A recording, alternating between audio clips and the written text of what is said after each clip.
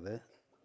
இந்த நூலை வெளியிட்டு சிறப்புரையாற்றி மதுரைக்கு அவசரமாக செல்ல வேண்டிய சூழ்நிலையில் நம்மிடமிருந்து விடைபெற்று சென்றிருக்கக்கூடிய நாடாளுமன்ற உறுப்பினர் மாண்புமிகு கனிமொழி அவர்களுக்கும், எனக்கு பின்னால் கருத்துரை வழங்க இருக்கக்கூடிய சட்டமன்ற உறுப்பினர் மாண்புமிகு ஆளுநர் ஷானவாஸ் அவர்களுக்கும், நாடாளுமன்ற உறுப்பினர் மாண்புமிகு அப்துல்லா அவர்களுக்கும், எனது நண்பர் திரு செந்தில்வேல் அவர்களுக்கும், டாக்டர் சதீதுதீன் பாகவி அவர்களுக்கும், நியானானா ஆண்டனி அவர்களுக்கும், ஏற்புரை இருக்கக்கூடிய ஷரீஃப் அஸ்கர் அலி அவர்களுக்கும் மற்றும் இங்கு வந்திருக்கக்கூடிய நண்பர்கள் அனைவருக்கும் எனது வணக்கத்தை தெரிவித்து, இந்த நூல் வெளியீட்டு விழாவில் நான் பங்கேற்க வேண்டும் என்று கூறி என்னிடம் இந்த தேதியை பெற்று இந்த நிகழ்ச்சிக்கு என்னை அழைத்து இந்த நூலை பெற்றுக்கொள்ள செய்திருக்கக்கூடிய ஷரீஃப் அலி அவர்களுக்கு எனது நன்றியை தெரிவிக்கிறேன். இந்த புத்தகத்தை நான் வீட்டில் இல்லாத போது கொடுத்து விட்டு அவர் சென்று விட்டார். நான் இதை பார்த்துட்டு அப்படியே வச்சுட்டேன். என்னென்னு கேட்டிங்கன்னா, திராவிடம் 2 அப்படின்னு சொல்லிட்டு எத்தனை புத்தகத்தராக படிக்கிறது, திராவிடத்தை பற்றியே படிச்சுட்டு உட்காந்துருக்கணும் அப்படின்னு சொல்லி டேபிள் அப்படி வாங்கி போட்டு பேசாமல் இருந்தேன். அப்புறம் ஒரு நாள் தேடிட்டு வந்துட்டார் வீட்டுக்கு. சார் நீங்கள் படிச்சிங்களா அப்படின்னாரு. இல்லைங்க அப்படின்னு சார் கையில் கொடுத்துட்டு போனார். சரி இவ்வளோ மெனக்கிட்ட சொல்கிறாருன்னு சொல்லிட்டு அன்றைக்கி உட்காந்து ஃபுல்லாக படிச்சுட்டு அப்புறம் அவர் மறுபடியும் என்கிட்ட அந்த அழைப்புதல் கொடுக்க வரும்பொழுது அவர்கிட்ட சொன்னால் நான் முழுக்க படிச்சுட்டேன் அப்படின்னு. எப்படி இருக்குன்னா, ரொம்ப சிறப்பாக இருக்குது அப்படின்ட்டு. இதில் எனக்கு படித்த உடனே எனக்கு ரொம்ப ஸ்ட்ரைக்கிங்காக தெரிஞ்சது என்ன அப்படின்னு கேட்டிங்கனாக்கா, ஒரு சாதனைகளை பற்றி சொல்கிறது அப்படிங்கிறது இல்லை. இந்த அரசியலுக்குள்ளே இருக்கக்கூடிய அரசியல் இருக்குல்ல, ஏன் இது நடக்கிறது, இந்த இயக்கத்தின் மீது, இந்த இயக்கம் எதற்காக வந்தது, ஏன் இந்த இயக்கத்திற்கு மீது இவ்வளவு வன்மம் இருக்கிறது அவர்களுக்கு அப்படிங்கிறதையும், அந்த வன்மம் எப்படி கட்டமைக்கப்படுகிறது, எப்படி அது செயல்படுத்தப்படுகிறது, அன்றாட நிகழ்வாக அது எப்படி நடந்து கொண்டு இருக்கிறது, அது பொதுவெளியில் எப்படி நடக்குது, இன்டெலெக்சுவல் வேர்ல்டில் எப்படி நடக்குது, அதிகார அமைப்பில் எப்படி நடக்குது அப்படிங்கிறது எல்லாத்தையும் ஒரு ஒரு ஒரு சின்ன ஒரு ஜன்னலை திறந்து பார்த்தா எப்படி இருக்கும், உள்ளுக்குள்ளே என்ன நடக்குதுன்னு பார்க்குறது. அந்த மாதிரி ஒரு சிறிய நூலாக இருந்தாலும் அவர் அதை நமக்கு திறந்து காட்டியிருக்கிறார். அந்த வகையில் இந்த நூல் மிகவும் சிறப்பான ஒரு நூல்னு நான் சொல்லுவேன். சிறிய நூலாக இருந்தாலும் மிக சிறப்பான ஒரு நூல். இது வரைக்கும் நான் இது மாதிரி ஒரு இதை பார்த்ததில்லை. பேச்செல்லாம் கேட்டிருப்போம் நம்ம. ஆனால் இது ஒரு நூலாக எழுதி இதை வெளியிட்டு இது மாதிரி இது நடக்குதுன்னு. அது மட்டுமல்ல, ஒவ்வொரு நிகழ்வு நடக்கும்போது என்ன செய்வோம்னு கேட்டிங்கன்னா, அதற்குண்டான காரண காரியங்களை மட்டும் அந்த சமயத்தில் அதை சொல்லிவிட்டு அதோடு நம்ம அதை நிறுத்திக்கொள்வோம். ஆனால் ஒரு வரலாற்று ரீதியாக வெவ்வேறு காலகட்டங்களில் எவ்வாறெல்லாம் இது நடந்துகிட்டு இருக்கிறது, ஏன் நடக்கிறது இது அப்படிங்கிறது. அதில் இன்னொரு விஷயம் என்ன அப்படின்னு கேட்டிங்கனாக்கா, நமது நாடாளுமன்ற உறுப்பினர் அவர்கள் பேசிவிட்டு செல்லும்போது ஒரு விஷயம் சொன்னாங்க. என்ன அப்படின்னு கேட்டிங்கன்னா, அவர்கள் எப்பொழுதும் அந்த இடத்தில் இருந்து கொண்டு இருப்பார்கள், அந்த மேட்டிமைத்தனத்தில் அந்த இடத்துல உட்கார்ந்துருக்கிறது. ரெண்டாவது அது ஒரு பெரிய அளவில் இருக்கக்கூடிய நிறுவனங்களையும் இருக்கக்கூடிய அமைப்புகளையும் அவர்கள் கைப்பற்றி வைத்துக்கொண்டு அவர்கள் பொருளாதார ரீதியாகவும் அரசியல் ரீதியாகவும் பெரிய அதிகாரத்தை அவர்கள் கையில் வைத்திருந்தார்கள், அரசியல் அதிகாரத்தையும் கையில் வைத்திருந்தார்கள் அப்படிங்கிறது. இப்போது நாம் செய்திருப்பது என்னன்னு கேட்டிங்கனாக்கா, நம்ம இந்த அரசியல் அதிகாரத்தை 1967 நாம் கைப்பற்றினோம் என்று சொன்னாலும் கூட, நம்ம இன்னும் நல்லா புரிஞ்சிக்க வேண்டிய ஒரு விஷயம் இருக்குது. இப்போ அப்துல்லாவுக்கு நல்லா தெரியும், செந்திலுக்கு நல்லா தெரியும், ஆளுநர் ஷானவாஸுக்கு தெரியும், எல்லாருக்கும் தெரியும். என்ன அப்படின்னு கேட்டிங்கனாக்கா, நாங்கள்லாம் மேடையில் பொதுவெளியில் அப்படி இயங்கி கொண்டு இருந்தாலும் கூட அன்றாடம் எதிர்கொள்ளக்கூடிய அந்த சேலஞ்ச் இருக்குல்ல, அது இன்னும் இருந்து கொண்டு தான் இருக்குது, பெரிய அளவில் இருக்கிறது. உங்களுக்கு சிறப்பான ஒரு எடுத்துக்காட்டெலாம் வேணும்னு கேட்டிங்கனாக்கா, உயர்நீதிமன்றங்கள் நடக்கக்கூடிய நடவடிக்கைகள் எடுத்து பாருங்கள். இப்பொழுது வரைக்கும் நம்ம திராவிட இயக்கம் இவ்வளோ பெரிய இயக்கம் நம்ம சொல்லிகிட்டு இருக்கோம், இவ்வளோ பேர் இருக்கோம், ஆட்சி அதிகாரம் நம்மிடம் இருக்கிறது என்று சொல்கிறோமே, நேரட்டிவ் செட் பண்ண முடியுமா நம்மளால்? இப்போ வரைக்கும் நம்ம என்ன பண்ணிகிட்டு இருக்கோம், இவங்கெல்லாம் ஐடிலாம் வந்ததுக்கப்புறம் ட்ரை பண்ணுறீங்களே தவிர, ஆனால் என்ன செய்ய முடியல அப்படின்னு கேட்டிங்கனாக்கா, ஏன் அப்படின்னு கேட்டிங்கனாக்கா, நம்ம அந்த இடத்துல இன்னும் வரல. எந்த இடத்துல அப்படின்னு கேட்டிங்கனாக்கா, சர்டிஃபிகேட் நம்ம கொடுக்குற சர்டிஃபிகேட் யார்கிட்ட போய் சர்டிஃபிகேட் கொடுக்கணும், நம்மளுக்கு இன்னும் இந்த புத்தி மாறுதா? என்னது, இந்துவே எழுதி விட்டதுன்னு சொன்னால் தான் நமக்கு சந்தோஷமாக இருக்கும். எப்படி கரெக்டு தானே நான் சொல்கிறது? இந்து ஏடு தெரிவித்தது விட்டு இல்லை, இந்து ஏடே தெரிவித்து விட்டதுன்னு சொன்னால் தான் நமக்கு அப்பா நம்மளை அங்கீகரிச்சிட்டாண்டா அப்படிங்கிற புத்தி மாறாத வரைக்கும் யார்கிட்ட இருக்கும் அந்த அதிகாரம்? அந்த அதிகாரம் அவர்களிடம் தான் இருக்கும், சர்டிஃபை பண்ணுறது. அதுதான் பார்த்தீங்கன்னாக்கா, நீ செய்கிறது சரியா சரியில்லையா, அவன் தான் உண்மையின் உரைக்கல்னு போட்டுக்கிறான்.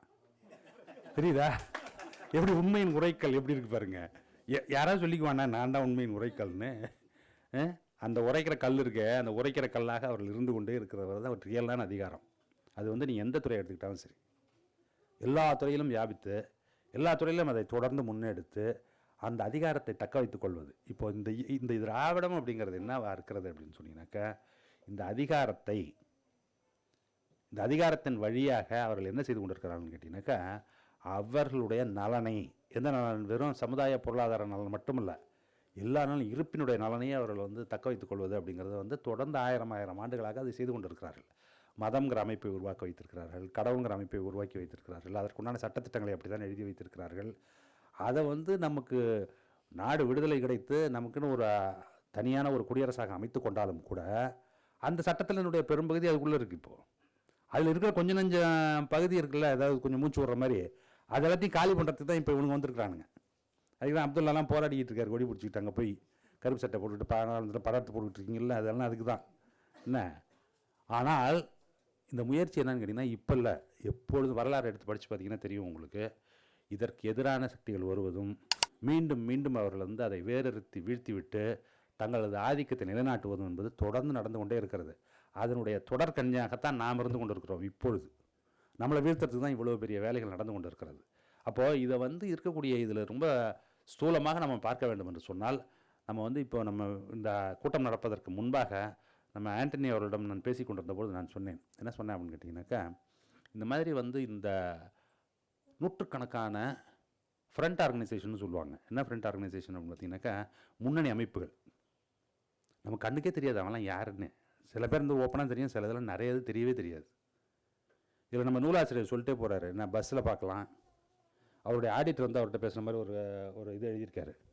இதெல்லாம் வந்து என்னென்னா, இதெல்லாம் ஃப்ரண்ட் ஆர்கனைசேஷன். எப்படி ஃப்ரண்ட் ஆர்கனைசேஷன்னாக்கா, அவர்களுக்கு என்ன பெரிய வசதி அப்படின்னு கேட்டிங்கன்னா, அப்துல்லா வந்து ஒரு 100 பேரை தேர்த்தி நீங்கள் இதை வந்து இதெல்லாம் போடுங்கடான்னு சொல்கிறதுக்குள்ளே அவர் தாவு தீர்ந்துடும். ஆனால் இது எதையுமே செய்யாமல் அவர்களுக்கு அந்த பற்று இருக்குல்ல, அந்த அதிகாரத்தின் மீது அவர்களுக்கு உடைய பற்று, அதன் காரணமாக நியூயார்க்கில் வேலை செஞ்சிட்டு இருப்பான். ஆனால் ரொம்ப கரெக்டான வேலை செஞ்சுட்டு இருப்பானு. உண்மையா இல்லையா? நியூயார்க்கில் இருப்பான், சிட்னியில் இருப்பான், சிங்கப்பூரில் இருப்பான். ஆனால் அந்த வேலையை மட்டும் கரெக்டாக செய்து கொண்டே இருப்பார்கள். அதுதான் வந்து நமக்கு இருக்கக்கூடிய, நம்மள்ட்ட இல்லாத ஒன்று. நான் என்ன சொல்லிட்டு இருந்தேன் இப்போ ஆண்டனிட்ட அப்படின்னு கேட்டிங்கன்னா, நமக்கு அதில் அவர் எனக்கு ஒரு பதில் சொன்னார். என்ன சொன்னார் அப்படின்னு கேட்டிங்கனாக்கா, அதில் மிக முக்கியமான ஒரு விஷயம், ஃப்ரண்ட் மட்டும் இல்லை, அதில் அவர்கள் செய்வதற்கு தயாராக, என்னதை செய்வதற்கு தயாராக, அந்த இடத்தை தக்க வைத்துவதற்காக அவர்கள் எவ்வளவு நேரம் செலவு செய்வது, எவ்வளவு தொண்டு செய்வது, எவ்வளவு தியாகம் செய்வதுங்கிற வரைக்கும் அவங்க ரெடியாக இருக்கிற பொழுது, நமது போராட்டம் வந்து எப்படி நம்ம முன்னு இருக்கக்கூடிய களம் என்பது எப்படி இருக்குது அப்படின்னு கேட்டிங்கனாக்கா, இந்த நம்ம கூலிக்கு மாறடிக்கிற ஆட்கள் எல்லாம் வைத்துக்கொண்டு என்ன செய்ய முடியாதுனாக்கா, களமாட்டெல்லாம் முடியவே முடியாது. நமக்கு வேண்டியது என்ன அப்படின்னு பார்த்தீங்கன்னாக்கா, பழைய 1940கள்லேயும் 50கள்லேயும் 60கள்லேயும் இருந்த அந்த உணர்வோடு, அந்த கொள்கையினுடைய பிடிப்போடு தொடர்ந்து பயணிப்பது அப்படிங்கிற ஒரு பெரிய கும்பல் நம்ம உருவாக்கினா மட்டும்தான் என்ன செய்ய முடியும் அப்படின்னு கேட்டிங்கனாக்கா, இந்த திராவிடம் 2 அப்படிங்கிறதை நிறுத்த முடியும். நம்ம வந்து இந்த திராவிடம் அப்படிங்கிறது வெறும் ஆட்சி அதிகாரத்திற்கான ஒரு இயக்கம் அல்ல அப்படிங்கிறதையும் நம்மளால் உணரணும். அதனால தான் வந்து இப்போது நம்ம நாடாளுமன்ற உறுப்பினர் கனிமொழி அவர்கள் பேசிவிட்டு சொல்லும்போது சொன்னார்கள், என்னது, தேர்தல் வரும்பொழுது அதிகாரம் வரலாம், வராமலும் போகலாம். அதிகாரம் வருவதற்கும் வராதற்குமாகலாம் நம்ம வேலை செய்வது என்பது நம்மிடம் இல்லை. நம்ம வந்து என்ன செய்து கொண்டு இருக்கிறோம் அப்படின்னு கேட்டிங்கனாக்கா, கலைஞரை பற்றி சொல்லும்போது சொல்லுவாங்க, என்ன அப்படின்னு கேட்டிங்கனாக்கா, ஆளுங்கட்சியாக இருந்தாலும் தமிழ்நாடு அவர் போட்ட வழியில் தான் போயாகணும், எதிர்க்கட்சியாக இருந்தாலும் அவர் போட்ட வழியில் தான் போகணும். அப்படின்னா என்ன அர்த்தம்னு கேட்டிங்கனாக்கா, அந்த சட்டகம் அவரிடம் இருந்தது. அது எதிலிருந்து வந்தது அப்படின்னு கேட்டிங்கனாக்கா, இந்த கொள்கையிலிருந்து வந்தது தான் அது வந்து தனி மனுஷன் தானாகவே இமேஜின் பண்ணிக்கிட்டது அப்படிங்கிறது இல்லை. அவர் வந்து அண்ணாவின் வழித்தோன்றலாக, பெரியாரின் வழித்தோன்றலாக, திராவிடத்தினுடைய தலைமை பொறுப்பில் இருப்பவராக 50 ஆண்டுகள் அவர் என்ன செய்து கொண்டிருந்தார் அப்படின்னு கேட்டிங்கன்னா, இந்த சமுதாயம் எப்படி இயங்க வேண்டும், இந்த அரசு எப்படி செயல்பட வேண்டும் என்பதை அன்றாடம் தீர்மானிப்பவராக அவர் இருந்து கொண்டே இருந்ததுனால்தான் நம்மளுக்கு வந்து இந்த அளவில் பெரிய இழப்பு அப்படிங்கிறது ஏற்படாமல் இந்த நிலை தக்க வைத்து கொண்டிருக்குது. ஆனால் தொடர்ந்து அவர் தவறி போனோன்னு என்ன நினச்சாங்க அப்படின்னு கேட்டிங்கனாக்கா, அதோட முடிஞ்சு போச்சு, இனிமேல் இவரெல்லாம் வேலைக்காக மாட்டார் அப்படின்னு யாரை பற்றி சொன்னாங்க? இப்பொழுது இருக்கக்கூடிய முதலமைச்சரை பார்த்து.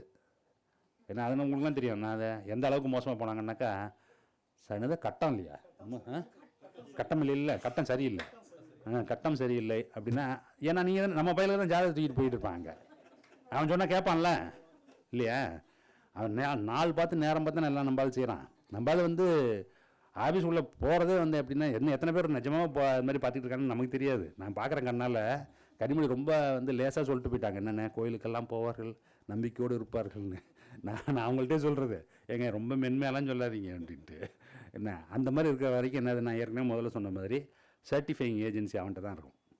எப்போ வரைக்கும் நீ அங்கே போயிட்டுருக்கீங்களோ அப்போ வரைக்கும் அப்படி தான் சொல்லுவான் அவங்கள, என்னது கட்டம் சரியில்லை அப்படின்னு என்ன அப்படின்னு கேட்டிங்கனாக்கா, அவருடைய மிகப்பெரிய ஆயுதம் என்ன தெரியுமா, அந்த மேலே இருக்கிறதுனால அவர் வந்து என்ன செய்வாங்க கேட்டிங்கன்னா, உங்கள் மனதை சிதைத்து கொண்டே இருப்பார்கள். அது வந்து ஒரு பெரிய டூல். உங்களுக்கு வந்து கிராமப்புறங்களில் நீங்கள் இருந்தீங்கன்னா தெரியும் உங்களுக்கு, எப்படி வந்து ஒரு பெரிய கூட்டத்தை அவர்கள் சிறிய கூட்டமாக இருந்து கொண்டு அவர்கள் எப்படி கைக்குள் வைத்திருப்பார்கள் அப்படின்னு பார்த்தீங்க அப்படின்னு சொன்னாக்கா, அன்றாடம் என்ன செய்வான்னு கேட்டிங்கன்னா, உங்களை வந்து உங்களுடைய மனசு இருக்குல்ல, மனசில் வந்து உங்களுக்கு பதிய வச்சுக்கிட்டே இருப்பான். என்ன பதிய வச்சுக்கிட்டு இருப்பான்னா, உன் இடம் இதுதான். நம்ம சொல்கிறோம், என்ன சொல்கிறோம், ஒரு சின்ன பையன் வந்து பெரிய ஆளை பார்த்து வாடான்னு சொல்லுவான்ட்டு. வெறும் அது மான அவமானம் சம்மந்தப்பட்ட விஷயம் இல்லை. அன்றாடம் என்ன செய்யறான்னா, அந்த அதிகாரத்தை நிலைநிறுத்தி கொண்டே இருப்பது அப்படிங்கிறது. அதைத்தான் இந்த வெளியிலும் அவர்கள் செய்து கொண்டிருக்கிறார்கள். என்ன செய்து கொண்டிருப்பார்கள் அப்படின்னு கேட்டிங்கனாக்கா, ஒரு செய்தியை எப்படி அவர்கள் உருவாக்குகிறார்கள், அந்த செய்தியை எப்படி எழுதுகிறார்கள், அந்த செய்தியை எப்படி பரப்புகிறார்கள் அப்படிங்கிறது. அது இல்லாமல் பொய் செய்திங்கிறது வேறு வந்திருக்கு, போஸ்ட் ட்ரூத்துன்னு இருக்கிறதெல்லாம் வேறு. ஆனால் சமுதாயத்தையே நடத்தினது வந்து இந்த மாதிரி நடத்துவது அப்படிங்கிறது வந்து இவர்களுடைய செயல்பாடு அப்படி தான் இருந்து கொண்டு இருக்கிறது. அதற்கு எதிராகத்தான் நாம் வந்து இந்த களத்தில் நாம் தொடர்ந்து பயணிக்க வேண்டியிருக்கிறது.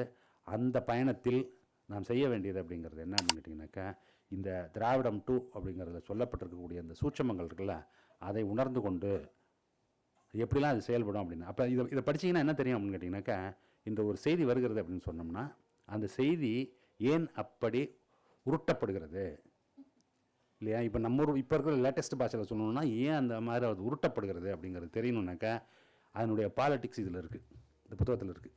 அதை தெரிந்து கொண்டோம் என்று சொன்னால் நம்மால் என்ன செய்ய முடியும் அப்படின்னு கேட்டிங்கனாக்கா, தெளிவாக பயணிக்க முடியும். நமது நாடாளுமன்ற உறுப்பினர் கனிமொழி அவர்கள் சொல்லிவிட்டு சொன்னது போல் என்ன அப்படின்னு கேட்டிங்கன்னா, அடுத்து வரும்னா, இப்போ எங்களுக்கெல்லாம் 65 வயசு ஆயிடுச்சு. இப்போ அடுத்து வரக்கூடிய ஆட்களுக்கெல்லாம் அதெல்லாம் சொல்லிட்டு போகணும், அதுக்கு அடுத்து வரவங்க அவங்களுக்கு சொல்லணும் அப்படின்னு, அடுத்து 20 வயது வரை இருக்கணும், 15 வயது இருப்பவர்களுக்கெல்லாம் இந்த சூட்சமங்கள் கொண்டு செல்லப்பட வேண்டும் அப்படிங்கிறது ஒன்று. ரெண்டாவது வந்து இது வந்து அது போய் அவங்கள்ட்ட சேரணும் அப்படின்னு சொன்னோம்னாக்கா, இது நூல் வடிவில் இருந்தாலும் படிப்பானான்னு எனக்கு ஒரு சந்தேகம் இருக்குது. ஏன்னா இப்போல்லாம் வந்து எல்லாம் பாட்காஸ்ட்டில் இருக்குது, போகிற வழியில் காதில் கேட்டுகிட்டே போயிடணும், அவ்வளோதான். அதனால் நமது ஆசிரியர் அஸ்கர் அலி அவர்களுக்கு ஒரு வேண்டுகோள் எப்படி அப்படின்னு கேட்டிங்கனாக்கா, ரொம்ப லாவகமான புதிய மொழியை கையாண்டு இது எழுதியிருக்கீங்க, அதே போல் ஒரு புதிய மொழியை கையாண்டு அதை வந்து ஒரு பாட்காஸ்டாக போட்டு காரில் போகும்போதோ அல்லது பிளேனில் போகும்போதோ அல்லது வாக் போகும்போதோ அவர்கள் கேட்பது போல் அவர்களை செய்துவிட்டு என்று சொன்னால் அது பலருக்கும் சென்று சேரும் என்று கூறி வாய்ப்புக்கு நன்றி கூறி விடைபெறுகிறேன். நன்றி, வணக்கம். நமது தமிழ் நியூஸ் சேனலில் உங்களது பொருட்களை வெறும் 500 ரூபாயில் விளம்பரம் செய்ய வேண்டுமா? தொடர்புக்கு 7806942275 தொடர்பு கொள்ளுங்கள்.